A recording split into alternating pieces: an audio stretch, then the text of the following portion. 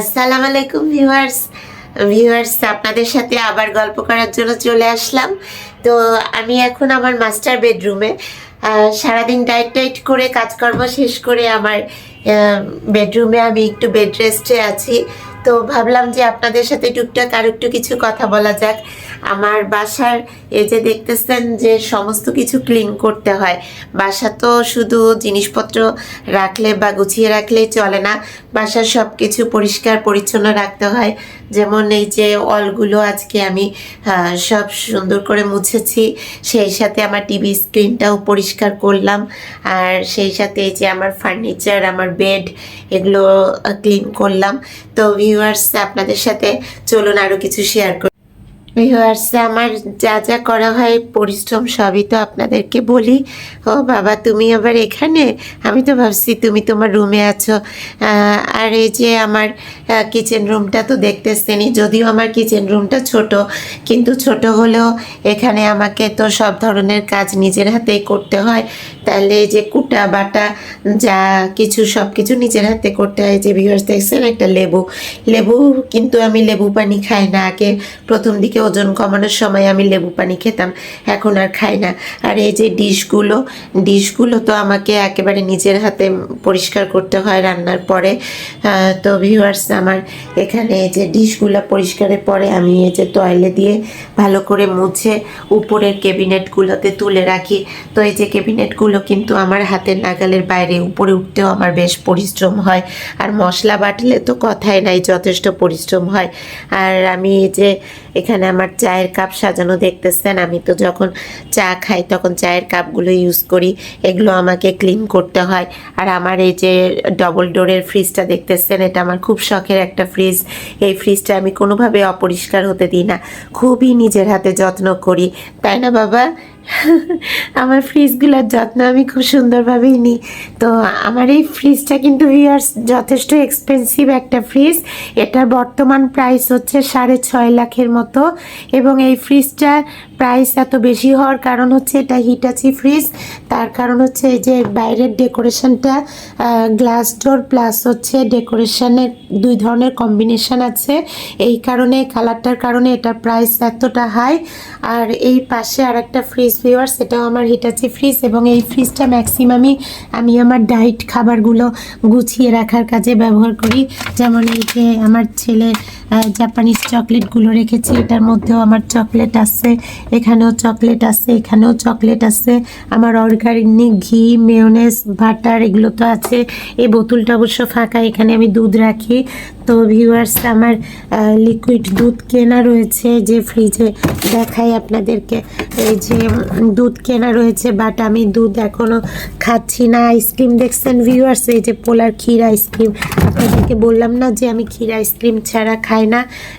আর আজকে তো আমি রান্না করেছি, এই যে গরু রান্না করেছি লাউ দিয়ে। তো লাউ দিয়ে গরু কিন্তু স্বাস্থ্যের জন্য ভালো, কিন্তু এটাতে মশলা আছে বলে আমি কিন্তু আসলে খাবো না। আর আপনারা তো জানেন যে আমি গরু রান্না করলে, বাবা একটু দেখি, ভিউয়ার্সদেরকে বলি, গরু রান্না করলে আমার এই যে অর্গানিক যে কোকোনাট অয়েল, ওই যে রান্নার cooking coconut oil, pink salt, curcuma organic, turmeric booster, হলুদ এটা ব্যবহার করে আমি গরু রান্না করি। তাছাড়া আমি গরু খাই না। এগুলো তো আমার হচ্ছে সব বডি মাসাজ, মানে ফেসিয়াল মাসাজ যখন করি আমার ভিডিও করার সময় সেটার জন্য রেখেছি। আর এই যে দেখতেছেন ভিউয়ার্স, এর যে বিস্কিট, আমার হাজব্যান্ড কোকোনাট বিস্কিট নিয়ে আসছে।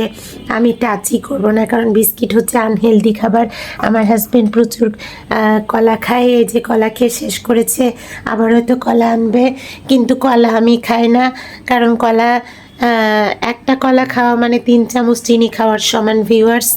আর ফ্রুটসও আমি খাই না। এই যে আমার ছেলের জন্য পরোটা করে রেখেছি, ও হচ্ছে পরোটা খাবে, বাট আমি সরিষার তেল দিয়ে ভেজেছি। আমি কিন্তু পরোটা নিজের হাতে সরিষার তেলেই করি, কারণ আমি তো আনহেলদি ওদেরকে খেতে দিব না। মশলাও নিজের হাতে বেটে রাখি। আর ভিউয়ার্স আমি আর একটা জিনিস আপনাদের সাথে শেয়ার করব, সেটা হচ্ছে যে আমার ফ্রিজ খুলেছিলাম ভিউয়ার্স, বাট ভুলে গেছি যে ফ্রিজে আপনাদেরকে এই এই যে দেখতেছেন আপেল নাশপাতি ধরাই আছে, কিন্তু ফ্রুটস আমি বেশি খাবো না, কারণ ফ্রুটস স্বাস্থ্যের জন্য অতটা ভালো না। মানে ভালো, আপনারা হয়তো আমার উপর রাগ করবেন যে ফ্রুটস আবার ভালো না। ফ্রুটসে অনেক নিউট্রিশন আছে, স্বাস্থ্যের জন্য ভালো, ঠিক আছে, কিন্তু ব্যাপার হচ্ছে কি যে ফ্রুটসে আপনার প্রচুর ফ্রুক্টোজ থাকে, যেটা বডির জন্য ফ্যাটি আইটেম। তো এই কারণেই আমি কিন্তু ফ্রুক্টোজ জাতীয় ফ্রুটস বেশি খাই না। আর এই যে আমার উপরে দেখতেছেন পিঙ্ক সল্টের আরও 2টো কন্টেনার, আর আমার এগুলো চায়ের কন্টেনার তো আপনারা দেখেছেনই। সেই সাথে ভিউয়ার্স, আমার ছেলে নুডলস খায়, নুডলস আছে পেছনে, পাস্তার একটা প্যাকেট আছে, ও নুডলস পাস্তা তারপরে স্যুপ খেতে পছন্দ করে ভিউয়ার্স। তারপরে ভিউয়ার্স, আমি কিন্তু এই যে আমার কিছু মগের কালেকশান আছে, এগুলো যখন আমি চাকরি করতাম তখন আমাকে গিফট করেছিল। এছাড়াও আমার কিছু মগের কালেকশান আছে, এই যে মগের কালেকশান আছে, কিন্তু ভিউয়ার্স আমি ট্রান্সপারেন্ট মগে খাই। এই যে আপনারা তো দেখেন আমি এই যে ট্রান্সপারেন্ট মগে খাই, তার কারণ হচ্ছে কি আমি এই মগে খেলে মানে আমি কতটা খাচ্ছি সেটা মেজার করা ইজি হয়। এই যে ভিউয়ার্স, আমার বাসায় রুটি মেকারও আছে। আপনারা ভাবতেছেন রুটি মেকারে রুটি করি, তাহলে হাতে তো কষ্ট করতে হয় না, রুটি বানানোটাই কষ্ট, যতই রুটি মেকারে রুটি করেন না কেন। আর এই যে আমার এই শোকেসটা খুব ফেভারেট, এখানে সব জিনিসগুলো কিন্তু মাঝে মধ্যে আমাকে ক্লিন করতে হয় ভিউয়ার্স। সো এখানে গেস্ট এসে বসলে তো দেখবে, তো আমাকে তো একটু ক্লিন করে রাখতে হবেই, এটা স্বাভাবিক। তো ভিউয়ার্স, এগুলো তো আমাকে ক্লিন করতেই হয়। আর সেই সাথে যে আমি বাসার বিভিন্ন জায়গায় ফুল টুল রেখেছি, এগুলো আমাকে ক্লিন করতে হয়। তারপরে আমার ছেলের রুমে যাই, চলুন আমার ছেলের রুমে।